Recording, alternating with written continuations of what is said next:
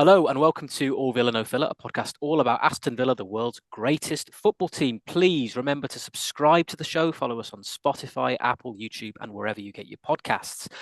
Right, Aston Villa got back to winning ways at Leicester on Saturday through that man, Jhon Duran. We'll get to that in a minute. And later in the show, Frankie pulls another spicy question out of the boiling hot cauldron. So, Frankie, first of all, how are you?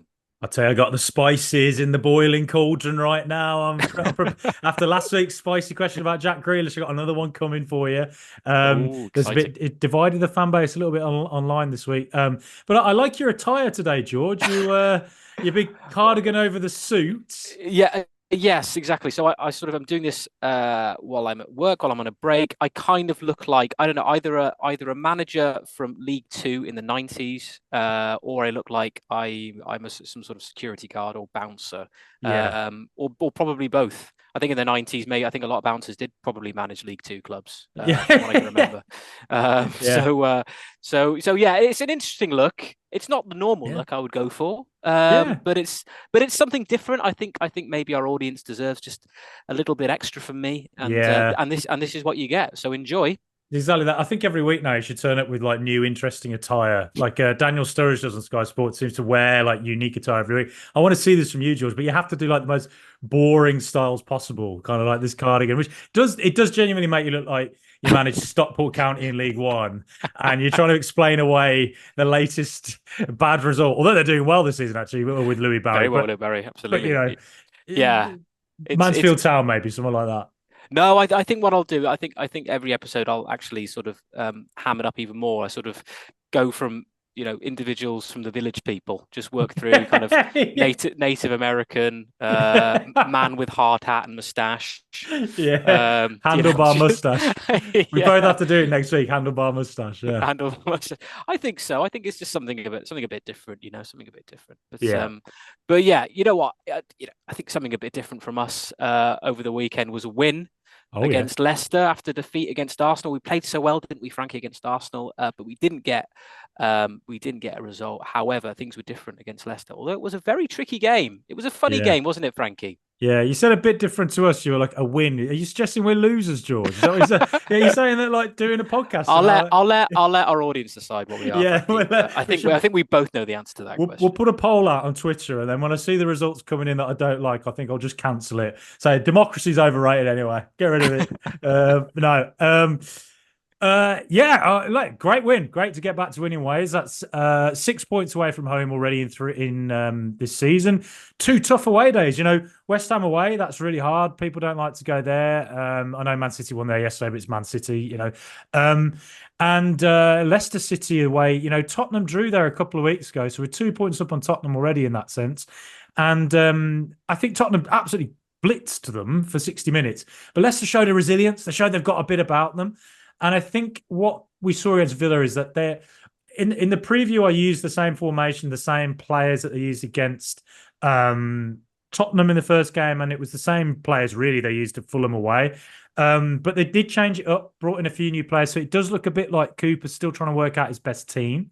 But I think with Villa coming into that, it's quite difficult to come in not really expecting the players you're going to get up against. And they played in Didi, Skip, and Winks, which I thought I did mention that in the preview. I thought that maybe they'd do that, but I just thought it was a little bit too defensive. I thought then I'd be surprised if they did. They did, and it ended up being a bit too defensive. I think Villa.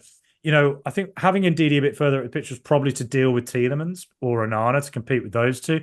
I don't think they dealt with Tielemans. I thought Tielemans was absolutely brilliant. I thought the technical marvel of this man, his ability to get away in tight spaces and pick out passes, and you saw the weight of pass that he had to Jacob Ramsey when Ramsey made that run for the free kick. That is such a skill to pull off. Danny Murphy can say on Match Today all he wants, about how you don't need set piece takers, even set piece coaches. Even yesterday on Match Day, it sounded a little bit like he was undermining it or not appreciating it. But what an amazing routine that was! I mean, Ramsey running full pelt. You saw him at his best. That direct running he does. Ball across for Amadou Onana. 2 goals for Onana. 2 assists for Ramsey this season already as well, and Ramsey involved with the second goal as well. It was just fantastic opening goal, and and then it sort of went the way of the West Ham game. We probably should have taken more of a lead than we did. Leicester came back into it before the first half ended. They sort of were on top in the second half, and then I think Barkley coming on, actually, I think that settled us down, and his play from deep led to the second goal. We finally started retaining the ball a bit better. Leicester came back into it with their subs. Onana, I don't know why they didn't start him. He got a goal, and it was I'd say it was hectic. I was very stressed by the end of it, but what a win! What a big win, and it shows Aston Villa. We're a really, really good bloody team.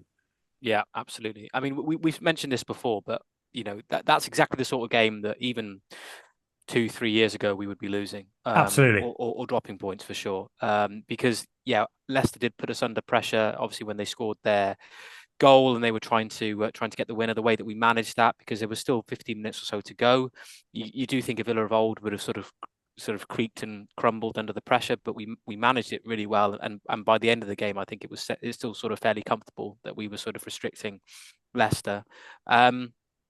And we've talked previously about the strength and depth of the squad. I know there are some Villa fans out there who are maybe a little bit unhappy with how the transfer window ended, that we weren't able to secure some of the targets that we had in mind. But I do think fundamentally, even though Bailey did pick up an injury and Jadon Philogene was injured in the build-up to the game as well, which is obviously a concern. You don't want any injuries, but we were still able to, with the bench that we had against Leicester, shore up the team, make it much more secure. I thought Bogard, who made his debut, I think big surprise when I heard his name mentioned in the starting 11.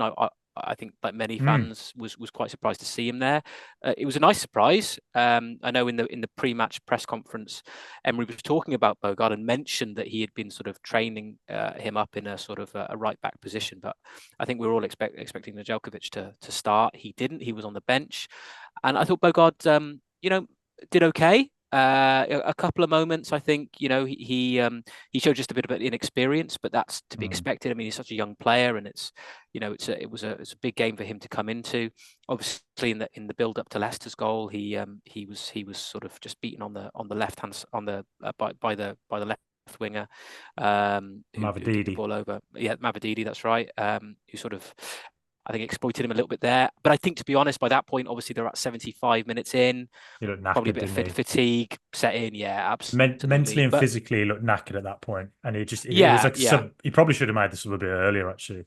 Yeah, possibly. But the important thing is we had a replacement ready in Nedeljkovic. Okay, again, he's very young, but I thought he did well when he came on. Yeah, there was one moment where Mavididi tried to push it past him. I think if Bogard had been on the pitch, Bogard wouldn't have had the energy to keep up. Nedeljkovic outpaced him, got it out, and I jumped up and I literally punched the air. I was cheering. It's like when you reply to my my invitations to go for a drink. I'm like, yes. It was like that level of joy. It doesn't happen often, does it? Oh Frankie? no! Normally you've got something to do. You got plans. It's like who.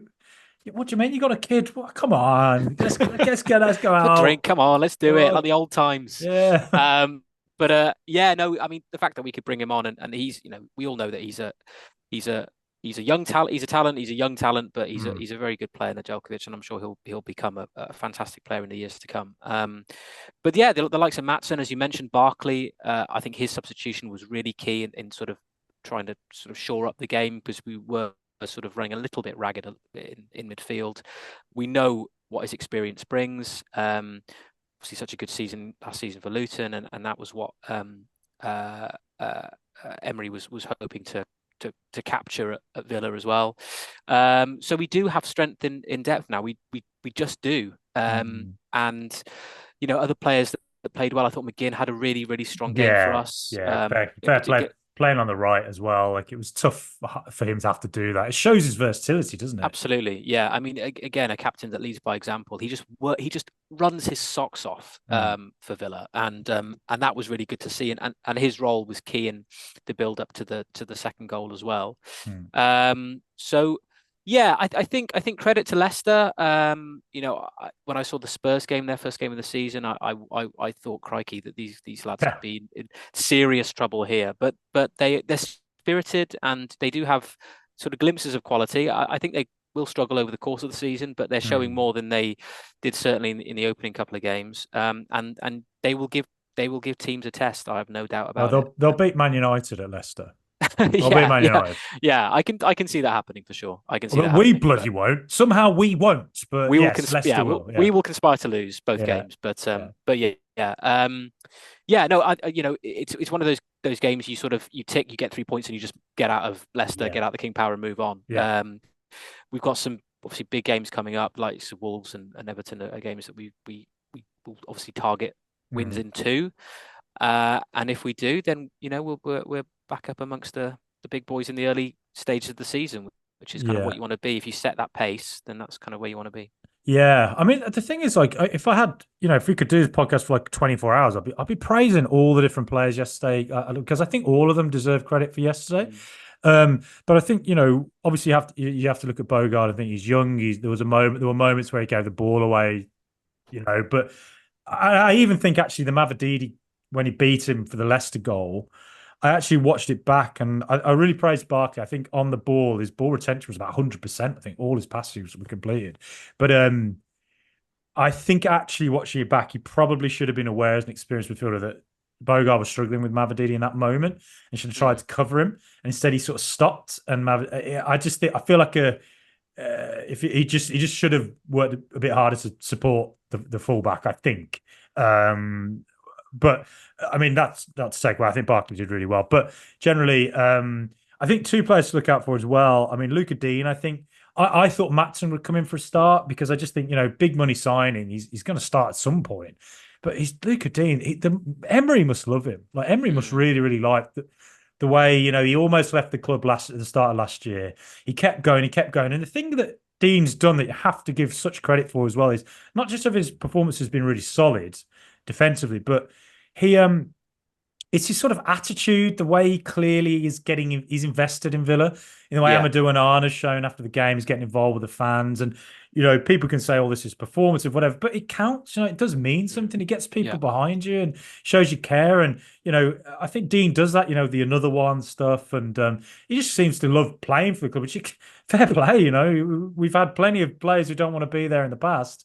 I thought Dean, he won the most duels I think he won the most tackles in the game. He getting forward as well. He got the assist. Great piece of work. It came from Ross Barkley's play in deep, but great piece of work between Ramsey and Dean and then crossing it in. And then the other player I want to mention, Jhon Duran, that header. I mean, he's got 6 points this season with his goals against West Ham and Leicester, but that header was, oh my goodness. I mean, if bloody Mozart had seen it, he'd have written the most beautiful piece of music he's ever written in his life. I mean, firstly, Austin McPhee with the goal in the first half, the set piece, is like a bloody Lord of the Rings wizard. Gandalf kneels down in front of Austin McPhee and says, how do you destroy the ring? What magic do I conjure for this? And in the second half, you've got bloody Jhon Durán. That header, I mean, Mozart writes music to it. And, I think Duran looks a more complete player. I don't know how it's happened. Whether he's just gained confidence towards the end of the last season with the goals he got against Liverpool. He didn't really have a preseason like Watkins. He was out with Colombia in the Copa America. So I don't know where it's come from, but, you could say he looks happier. There's pictures of him at the training ground where he seems to be joyous and he seems to have built a nice relationship with Amadou and Onana, who spoke nicely about him after the West Ham game. So maybe he's finding a way of settling at the club off the pitch. But he looks improved in that. I think his link-up play is a bit better. I think you can see he's looking for ambitious passes, which sometimes doesn't work. Sometimes you might criticize that because you lose possession. It gives the opposition team a chance to go back at you. But, he looks like a brilliant striker. He does. And, he had another snapshot yesterday that was great striker play, rolling a really strong defender. I think it was in Akoli, the centre-back they had, hitting it at the goal. It didn't go in, but on another day it does. But, there's a few question marks in the fan base right now, George. I mean, I say this to you as a man who literally looks like they're dressed up as a manager, and everything I'm asking, it looks like you're answering questions about the team losing, and we just have to explain away. We didn't have a moment of magic yesterday. But look, Jhon Durán, what do you think to that argument that he should start over Watkins? What do you say to that? I mean, that sounds like a spicy question. It Frankie, does, to me. Doesn't it? Certainly sounds like a spicy question. Ooh, maybe you should save that question. I don't know. I don't know how you feel about it, Frankie, but I certainly feel that we've got to play. You got to start Watkins. I think he's got so much credit in the bank from last year. I don't think after. I know he didn't have that a profitable end to last season, but I don't think any of the team were brilliant at the end of last year with all the pressure that came with trying to secure top four. I don't think he was any better or worse than anybody else. And okay, he started this season and hasn't been prolific, but I saw some people talking about Isak at Newcastle. He's the first couple of games for Newcastle. He hasn't scored. He scored today. You've got to persist with players like that. I mean, he is invaluable to the way we play. I mean, Emery has said it himself. In terms of his positioning, the way he kind of works as part of the team. He gets into the right areas. And yeah, I mean, Duran he's this mad Colombian sort of. He plays this sort of cameo role. I think that's brilliant for him at this stage in his development, for him to come on and play. If Watkins isn't playing particularly well, or if you just want to change things up, if we're struggling, or if we need to chase a goal. I mean, Duran is a perfect player to bring on as a sort of a super sub at this stage. I think starting with him at the moment is not the right place to go. He needs to build up his fitness. He needs to build up his confidence. The only way he can do that is if he starts games, he plays games, and he is involved with a lot of the play for 90 minutes if possible, because he's just a fantastic striker. And we would regret not playing him. I really do believe that. So I think stick with Watkins. It's working for us at the moment, having Watkins and Duran coming on if it's if we need to do that. So yeah, Watkins starts for me every time. And you got to think back to last season. Watkins started the season in quite poor form. Do you remember he looked like a bit of a shadow of himself, and then he got a goal away at Chelsea in I think about September time, and from there he goes on to double figures, double in assists and goals. So, yeah, I mean he's as I said, he's getting in the right positions. He had another shot against Leicester where the keeper just makes a good save. I'm not, I just think like it will come. It will come. When I watch him play, I just know that he's doing everything right. He just hasn't got that goal, and that happens to top strikers occasionally. They just go through these spells. So yeah, he'll come out of it no problem, I'm sure. Just weeks after Ben Affleck and J-Lo announced their big split, could George and I be next to head for the podcast equivalent of a divorce court? After this, the spicy question. Aston Villa's transfer window received a bit of a mixed reception online from the fan base. George, was this summer's transfer window, as some have said, a failure? Or was it a success? Or was it something else entirely? Oh, God. Who's J-Lo and who's Ben Affleck in this relationship? Well, you're the more successful one, so you're J-Lo, I guess. I'm the sort of dour one. Well, so I'm Ben Affleck, that sort of like meme of Ben Affleck when he's sort of having a cigarette and he looks absolutely knackered out, outside, like standing outside. That you do look a bit like that, Frankie. Sometimes. I have to admit. Yeah, usually when Villa are playing after a game, that's how I just stand there. Yeah, like Villa in sort of about 2015, 16. That's probably. I think we were all Ben Affleck. Yeah. Yeah. So, okay, successful failure. Well, that is a very difficult question to answer, Frankie, because there are permutations afoot. I think will be because Frankie and our fan base, I'm sure, are very aware that we were hamstrung by financial regulations and PSR and all the rest of it. We weren't able to spend what I think Emery and Monchi would have wanted to spend, and we also had to sell certain players to avoid meeting the same fate as Everton and Leicester and being dumped with points deductions. We just have to play in this sort of field at the moment, which no one is really happy with. So I think in that context, to view it as a failure, I think is a bit unfair. I mean, yes, as I said at the start of the show, me, like everybody else, would have wanted to sign players like Troida or Felix and push the boat out to try and get those players in. And yeah, those players I'm sure would have made a huge difference to the squad because they're quality players. But we have to be. Unfortunately, this is the game we're playing at the moment. We have to be, sensible financially and work within these parameters. And I think within these parameters, we've done pretty well. I think our squad has strengthened. I looked at the bench the first game of the season against West Ham, and I thought, crikey, our bench hasn't looked as strong as this for a very, very long time.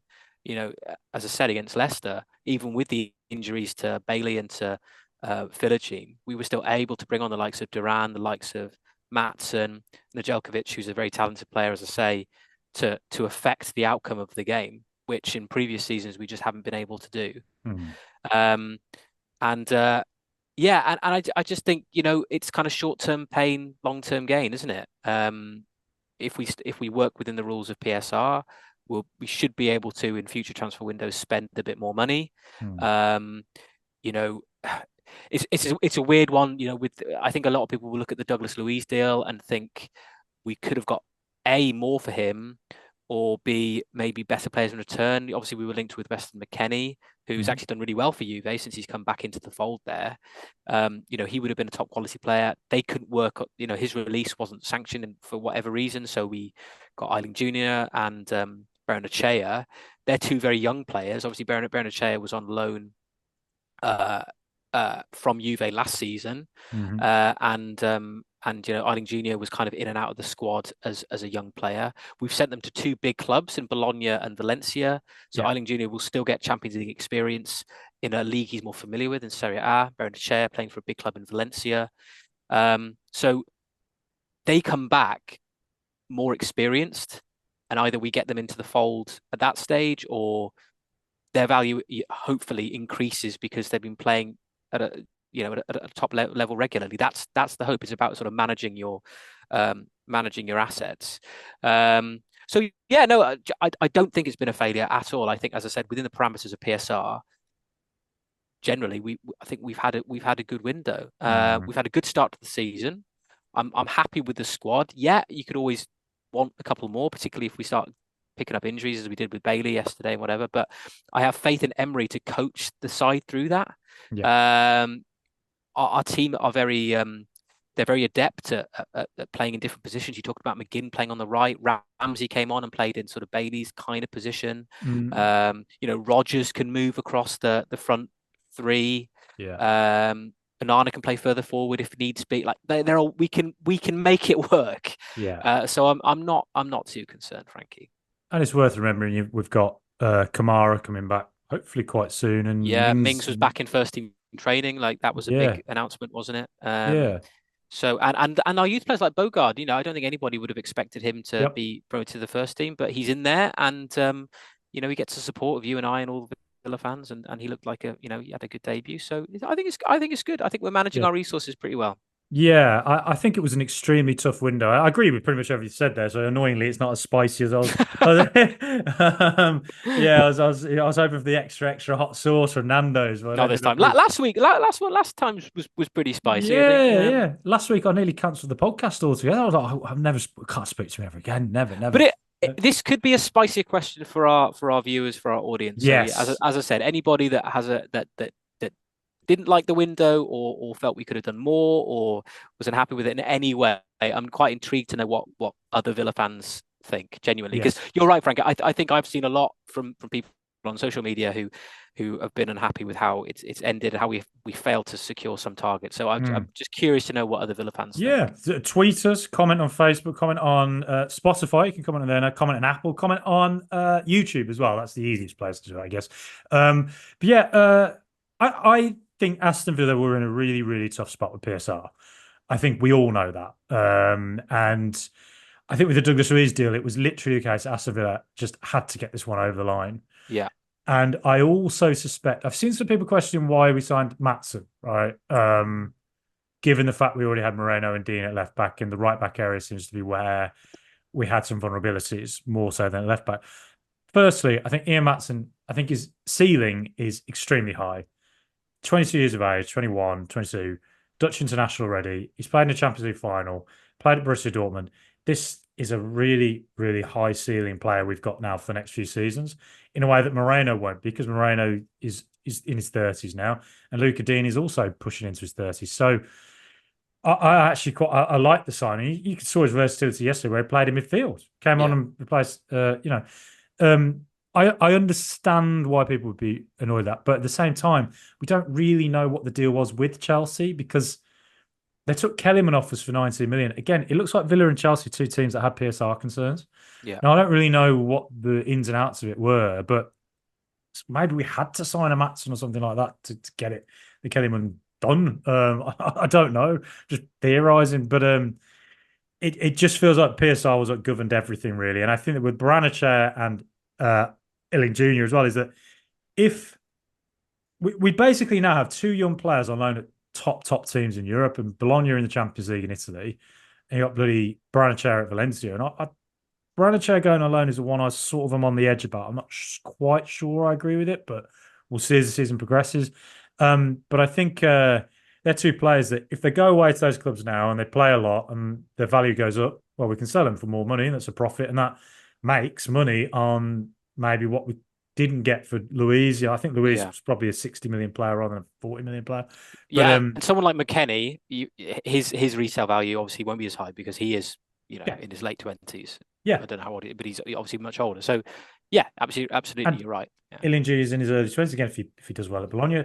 If they both do well and they come back to Villa and the better players, well, brilliant. Add them to the squad. But if we think they don't quite fit, well, we can sell them probably for a profit. So it's kind of how Villa are having to work, really. And I think that, as I say, I think PSR it dictates it so much that I just can't help but think you've got to give these guys absolute leeway, really, because it's not just this summer they're looking at. They're looking at next summer as well. They're having to Yeah. think about that. And this all kind of goes back to the fact that Villa commercially have been behind for years. We know that. I think the year of Gerrard and Perslow is where we went a bit wild with the profile of player we signed, the wages, the contracts we gave out. I think we're probably paying for that right now. But it is shifting. And look, you've got to give a chance to these young guys. Yes, if I look at the defense, do I have concerns? Yeah, because I think, if Contra Powell gets injured, there's not a lot there, is there, really? We're hoping Mings gets back soon. Carlos is a bit injury prone. But yes, that is an area that's a bit of a worry. But I am, hoping to see this season that sometimes you have to back these young players, these 18-year-olds, the 19-year-olds, the 20-year-olds, like Bogart's 20, Nedeljkovic 18. You've got to back them. They've got to play at some point. Yes, ideally, maybe they go on loan, but sometimes they don't need that. Like a Kobe Mainoo's come through at 18 at Man United, and he's maybe their best midfielder or centre midfielder at least. Sometimes you've got to give these players a chance and they rise to it. And, Nedeljkovic, I think, is a player who he looked nervy against West Ham. He did really well against Martinelli with Arsenal. He got a bit of a lesson off Trossard, although I'd argue I think he did all right. It's just that Trossard got a goal that kind of bounced off Morgan Rogers, and that was it. But and then yesterday when he came on against Leicester, again he looked better, and I think he handled Mavididi really well in a way that Bogart had just got too tired to do. The two of them are going to have learning progress this season. Yes, if you go into the Champions League and those are your right backs against Real Madrid, Vinicius, okay, it's a bit nervy, but at the same time, like Nedeljkovic played in the Champions League for Red Star. He did really well against Man City and Jack Grealish. So let's back these guys and let's, I'm sure Unai Emery himself is looking at them and thinking tactically there's a lot for them to learn, but they can be moulded and improve. And yeah, I think Villa, would it be nice to have had another number 10 creative outlet who is a bit of that lock picker player, as we've said before? Yes, definitely would have been nice to have that. And would it have been nice to have another defensive right back, right centre back? Absolutely. But I think we do have to just say, like, Villa are just restricted by PSR. That's the way it is. Newcastle are. They've struggled with it. Villa are as well. As I say, maybe we have a bit of wiggle room in January as well. Maybe there's money there that we can think, if we need something, we can go, right, get that player in, like we did with Morgan Rogers and Nedeljkovic last January. And look at the players we have now. Morgan Rogers, what's he, 22, 23? What's his value going to be worth next summer? Yeah. Nedeljkovic as well, what's his value going to be worth? All these young players we've got now. Villa just seem to be operating a bit smarter with the restrictions we have. That is the way I would put it. I've ranted on and rambled on quite a long there, George. Sorry about that. No, I agree with that. But also I think as well there is this sort of thing that happens, particularly on transfer deadline day, that everybody builds up to this sort of like fervor of, we have to sign someone because it's transfer deadline day, and we forget that we made so many big signings at the start of the window. And it kind of like the excitement obviously wears off and all the rest of it. And it's almost like you get to the start of the season and players like Onana and Matson, who you signed months ago, kind of feel like they've been there for even longer. Yeah. It's a strange one, but that is a sign of a well-run club. I think the best run clubs, they know what they want to do. by the end of the previous season. They get in early, they make the signings they need to make straight away, so it gives them time to bed into the squad, have a few games in pre-season, and then start with a bang when the season begins. I think, think of the players we used to sign on deadline day. Borja Baston, and do you know what I mean? He was a great player. It's just I just think yeah, as I said, there are areas of the pitch that we need to strengthen in, absolutely. But to do everything all in one window, again with these financial concerns that we've discussed, I think it's really difficult. And this is a long-term thing we've got with Emery and Monchi and all the rest of it. This is we're building it. Rome wasn't built in a day, Frankie. No, it was not. So it did fall in a day, but yeah, which could happen to us. But yeah, we're still building. Things will take time, so it's all good. It's worth noting as well. We did make a signing on deadline day, and 19-year-old Colombian centre back Yaimar Mosquera, and who's now at Real Union. Yeah, and again, a player that don't know a lot about. Clearly, Villa's scouting system is highly advanced and can pick up players, see their underlying potential near and far, and maybe we've signed another young star in that. So absolutely, and this is what Brighton was doing as well. Signing players from South America, very very young, and then sending them out on loan to clubs in Europe for a couple of seasons. They did that with Matoma, obviously not a South American club, but clubs overseas. They've just done it with a Boca Juniors player they signed as well. There's an Argentinian fullback they just sent to Sevilla on loan as well. So, Barco. Yeah, Valentin Barco. Yeah. So yeah, it's obviously working for them. They are a very well-run club. They're signing a lot of very exciting players. They've had a good start to the season. So it's something I think some other clubs are looking at, and we're probably one of them. Yeah. Do you think people say that about our podcast? Oh, like this. You look at Brighton, you go, that's a well-run club, that isn't it? You look at Man United, like that's not a well-run club. But do people look at us at our podcast and go, that's a well-run club there? It's a well-run podcast. They know what they're doing. They know what they're talking about. I don't know. I think they look at us as some sort of bin fire. But I reckon if we had our own fan base, what would happen is that you remember like back in the day when there'd be marches from Aston Station to the Trinity Road with Ellis out. We want Frankie out. Zielinski out. Yeah, God, yeah. I think it's only a matter of time before they start to riot. But please don't riot. Just listen and subscribe, we beg.